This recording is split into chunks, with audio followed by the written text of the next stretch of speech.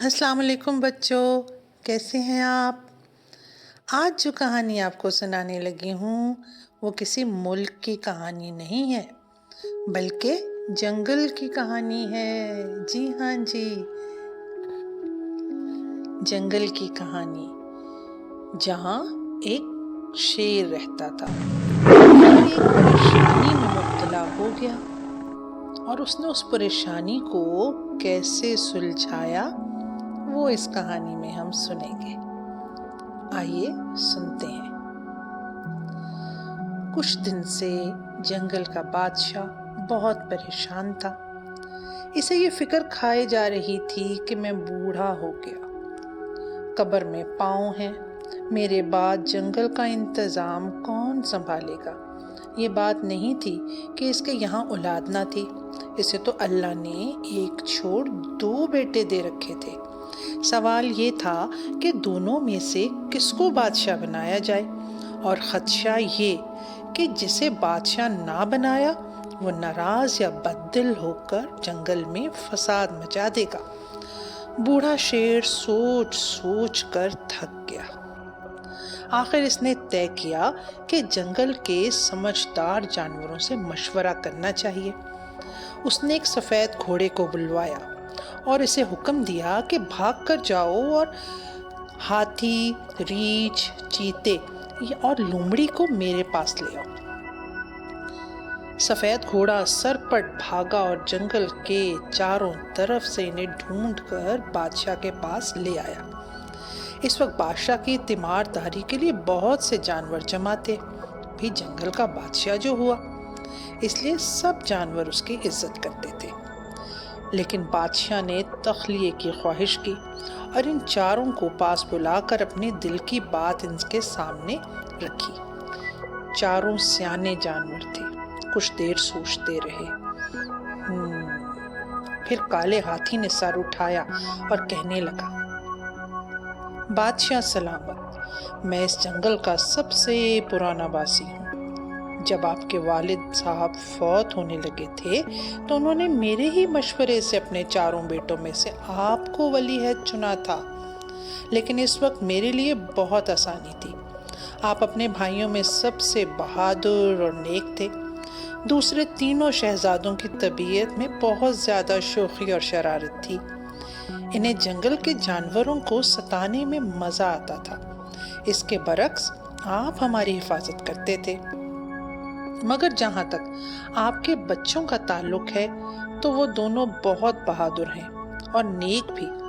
आपने इनकी तालीम और तरबियत पर बहुत मेहनत की है, और सबसे बड़ी बात ये कि दोनों में बेहद मोहब्बत है। दोनों हमेशा एक साथ रहते हैं। दोनों मिलजुल कर जंगल के जानवरों की देखभाल करते हैं। जिसे बीमार देखते हैं इसके इलाज की फिक्र करते हैं। जिसे बेघर देखते हैं इसके लिए सर छुपाने की जगह मुहैया करते हैं। किसी पर जुल्म होता देखते हैं तो इसकी मदद को पहुंचते हैं।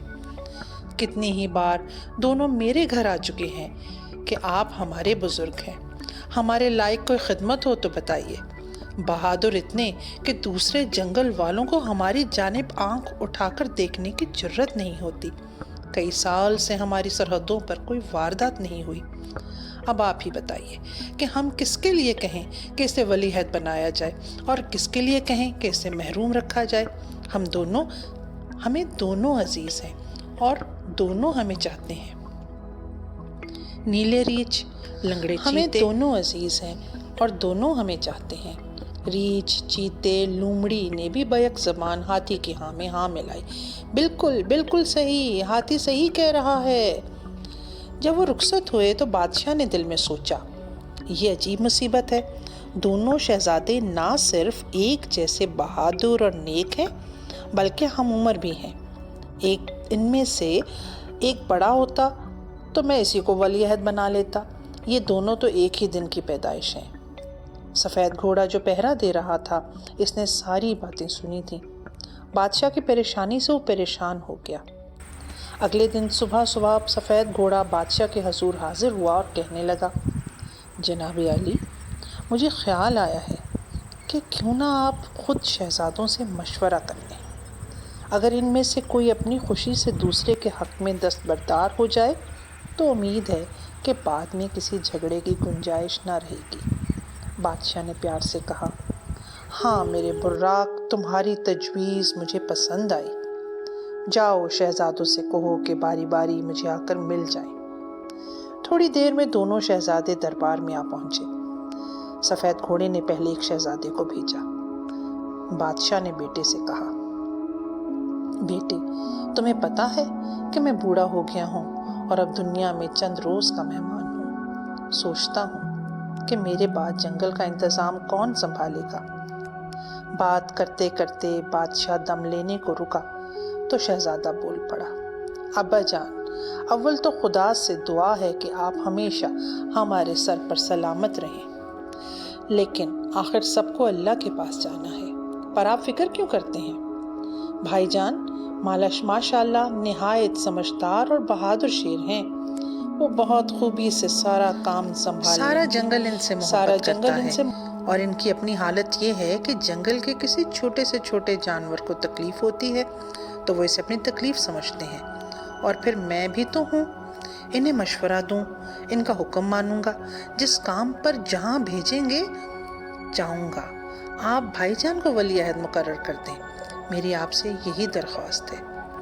بادشاہ نے بیٹے کی باتیں سنی تھی، اس کی آنکھوں میں آنسو آ گئے۔ اس نے بیٹے کو تھپکی دی اور محبت سے رخصت کیا، پھر دوسرے شہزادے کو طلب کیا۔ بادشاہ نے دوسرے شہزادے سے بھی وہی بات کی۔ اس پر شہزادے نے قریب قریب وہی جواب دیا جو اس کا بھائی دے چکا تھا۔ اس نے کہا، ابھی ابھی بھائی جان آپ سے مل کر گئے ہیں، وہ بہت خوش نظر آتے تھے۔ میری تو دلی خواہش رہی ہے کہ آپ انہیں ولی عہد مقرر کر دیں۔ میں آپ کو یقین دلاتا ہوں کہ میں ہمیشہ ان کا وفادار رہوں گا، ان کے کسی حکم سے سرتابی نہ کروں گا۔ بادشاہ دل میں بہت خوش تھا کہ اس کے بچے ایک دوسرے کی قدر کرتے ہیں اور بادشاہت کا لالچ نہیں رکھتے، بلکہ ایک دوسرے کی خاطر ہر طرح کی قربانی دینے کو تیار ہیں۔ لیکن آخر اسے کسی نہ کسی طرح تو اس مسئلے کا حل ڈھونڈنا تھا۔ اس نے سوچا، چلو قرعہ نکال کر فیصلہ کرتے ہیں۔ اب کیا ہوا کہ رات کو بادشاہ جس درخت کے نیچے سوتا تھا، اس صدیوں پرانے درخت پر ایک بے حد بوڑھا الو رہتا تھا۔ رات کو بادشاہ نے محسوس کیا کہ الو اس سے کچھ کہہ رہا ہے۔ بادشاہ نے غور سے سنا تو وہ کہہ رہا تھا، میاں شیر، میں تمہیں کئی دن سے اداس دیکھ رہا ہوں، میری بات سنو۔ ہمارے جنگل سے کچھ فاصلے پر ایک ظالم شیر کی حکومت ہے۔ یہ شیر اپنے جنگل کے جانوروں کے لیے ایک عذاب بنا ہوا ہے۔ جانوروں کے چھوٹے چھوٹے بچوں کو ان کی نظروں کے سامنے بے دردی سے چیرتا، پھاڑتا اور خواہ مخواہ شکار کرتا رہتا ہے۔ اس جنگل کے جانور اس تلاش میں ہیں کہ انہیں کہیں سے مدد ملے اور وہ اپنے بادشاہ کے خلاف بغاوت کر دیں۔ شاید چند روز میں تمہارے یہاں ان کے نمائندے پہنچیں۔ تم اپنی سرحدوں پہ پہرا دینے والے جانوروں سے کہہ دو وہ انہیں روکے نہیں، بلکہ سیدھا تمہارے پاس پہنچا دیں۔ تم انہیں تسلی دینا اور بتانا کہ کسی روز تمہاری فوج ان کے جنگل میں داخل ہوگی تاکہ وہ بھی مناسب تیاری کر لیں۔ اس کے بعد اس نے ایک اور بات بتائی، لیکن وہ بات اس نے بادشاہ کے کان میں کہی، آہستہ سے، کسی کو پتہ نہ چل جائے۔ بادشاہ نے صبح سویرے دونوں شہزادوں کو بلایا اور انہیں فوجی تیاری کو حکم دیا۔ دونوں بھائیوں نے تمام جنگجو جانوروں کو جمع کیا اور انہیں اپنے دانت اور پنجے تیز کرنے کی ہدایت کی۔ جی ہاں بچوں، جانوروں کے ہتھیار تو دانت اور ان کے پنجے ہی ہوتے ہیں نا۔ ہم لوگ تو پستول اور گن، تیر، کمان، انسان پتہ نہیں کیا کیا کچھ بنا لیتا ہے جنگ کرنے کے لیے، لیکن جانوروں کو صرف جو اللہ تعالیٰ نے دیے ہیں ہتھیار، یعنی دانت اور پنجے، وہ انہی کا استعمال کرتے ہیں۔ چنانچہ انہوں نے تیاری شروع کر دی، روز ریہرسل کرنی شروع کر دی، اور پھر کیا تھا، پورا جنگل جنگی نعروں سے گونج اٹھتا۔ اگلے کچھ ہی دنوں بعد سرحدی چوکیوں سے اطلاع ملی کہ چند اجنبی جانوروں کا ایک وفد بادشاہ سلامت سے ملنے کا خواہش مند ہے۔ بادشاہ نے حکم دیا کہ وفد کو فوراً اس کی خدمت میں پہنچا دیا جائے۔ اجنبی جانور دربار میں پہنچے تو بادشاہ نے بتایا کہ وہ ان کی آمد کے مقصد سے واقف ہے اور ان کی مدد کے لیے تیار۔ حملے کی تاریخ طے کر کے باقی جانور تو واپس چلے گئے، بس ایک بارہ سنگھا رہ گیا تاکہ بادشاہ کو راستہ بتا سکے۔ مقررہ تاریخ سے ایک رات پہلے دونوں شہزادے باپ کی اجازت سے خدا کا نام لے کر اپنی فوج کے ساتھ روانہ ہو گئے۔ راتوں رات منزلیں مار کر اگلے دن فوج دوسرے جنگل کے کنارے جا پہنچی۔ جب اس طرف جنگل کے جانوروں نے دو نوجوان شیروں کی قیادت بڑھتی ہوئی دیکھی تو ایک بہت بڑی فوج کو دیکھا تو خاص طریقے سے آہستہ آہستہ چیخنے لگے۔ دیکھتے ہی دیکھتے جنگل کے جانور امڑ آئے اور پھر وہی جانور جو وفد کی صورت میں بادشاہ سے ملنے گئے تھے آگے بڑھے اور شہزادوں سے کہنے لگے، ہم آپ کے ساتھ ہیں، خدارا ہمارے ظالم بادشاہ سے ہماری نجات دلائیے۔ یہ سن کر دونوں شہزادے اپنی پوری قوت سے دھاڑے اور ان کے پیچھے ان کے جنگجو جانوروں کی فوج بھی دھاڑی۔ یوں معلوم ہوتا تھا جنگل میں زلزلہ آ گیا ہے۔ اب آگے آگے شہزادے تھے اور ان کے پیچھے ان کی فوج اور اس کے پیچھے جنگل کے جانور۔ اتنے میں شہزادے کیا دیکھتے ہیں کہ سامنے ایک ہیبت ناک شیر چلا رہا ہے۔ اس کی آنکھوں سے غصے کے مارے گویا شعلے نکل رہے تھے۔ اچانک وہ زور سے دھاڑا، گویا پوچھتا ہو کہ اس کی سلطنت میں گھسنے کی کیسے جرت ہوئی۔ مگر جب اس نے غور سے دیکھا تو اس کے مقابل دو نوجوان شیر کھڑے تھے اور ان کے پیچھے درندوں کا ایک ہجوم صفے باندھے چلا آ رہا تھا۔ شیر نے اپنے دائیں بائیں دیکھا تو اپنے آپ کو بے یار و مددگار پایا۔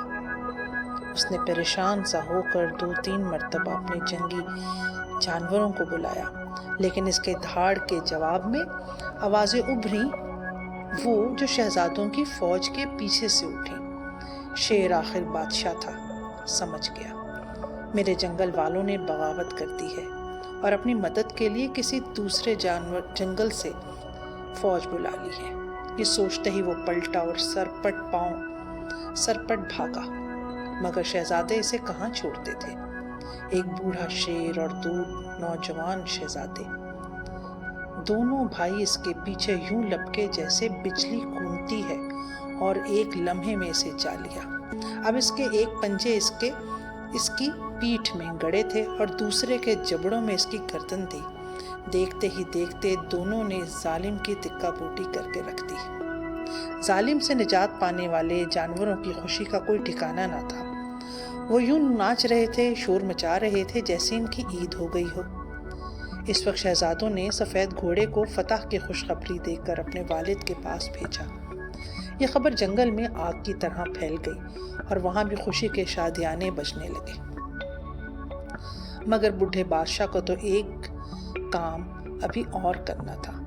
اس نے جنگل کے تمام جانوروں کو رات کے کھانے کی دعوت دی اور جب سب کھا پی چکے تو اچانک انہیں بادشاہ کی آواز سنائی دی۔ وہ ایک اہم اعلان کر رہا تھا، میرے پیارے جانوروں، آج میں بہت خوش ہوں۔ آج مجھے میری ایک بہت پرانی پریشانی سے اور ایک بڑی پریشانی سے نجات مل گئی ہے۔ میں سوچا کرتا تھا میں بوڑھا ہو گیا، میرے بعد تمہارا بادشاہ کون بنے گا۔ مجھے خدشہ تھا کہ میرے دونوں بیٹے کہیں بعد میں ایک دوسرے سے لڑتے جھگڑتے نہ رہیں۔ خیر یہ تو میرا وہم تھا، لیکن ان میں سے کوئی بھی تیار نہ ہوتا تھا کہ دوسرے کے مقابلے میں اسے بادشاہ بنایا جائے۔ آج خدا نے میری سن لی ہے۔ آج میری بہادر فوج نے ایک نیا جنگل فتح کر لیا ہے۔ اب ایک جنگل پر ایک شہزادہ اور دوسرے پہ دوسرا حکمرانی کر سکتا ہے۔ تم بھی خوش ہو نا؟ تمہارا تمام جنگل خوشی کے نعروں سے گونج اٹھا۔ سفید گھوڑا اسی وقت یہ خبر پہنچانے دوسرے جنگل کو ہو لیا۔ چند ہی دنوں میں بوڑھا شیر اللہ کو پیارا ہو گیا اور اس کے دونوں نیک اور بہادر بیٹے دونوں جنگلوں پر انصاف کے ساتھ حکومت کرنے لگے۔ دونوں بھائیوں میں بے حد پیار تھا۔ دونوں ہر سال ایک دوسرے سے ملنے آتے اور اپنے ساتھ اپنے جنگل کی اچھی اچھی چیزیں تحفے کے طور پر لاتے اور کئی مہینے ساتھ ساتھ گزارتے۔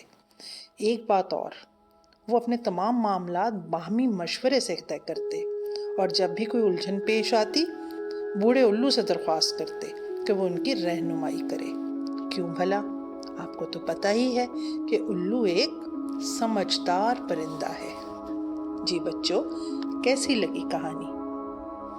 اگر آپ کو فیصلہ کرنا پڑے کسی موقع پر، کوئی مشکل آ جائے، تو آپ کیا کریں گے؟ یا اگر آپ بوڑھے بادشاہ کی جگہ ہوتے تو آپ کیا کرتے؟ اپنا جواب لکھنا نہ بھولیے گا، مجھے انتظار رہے گا۔ خدا حافظ۔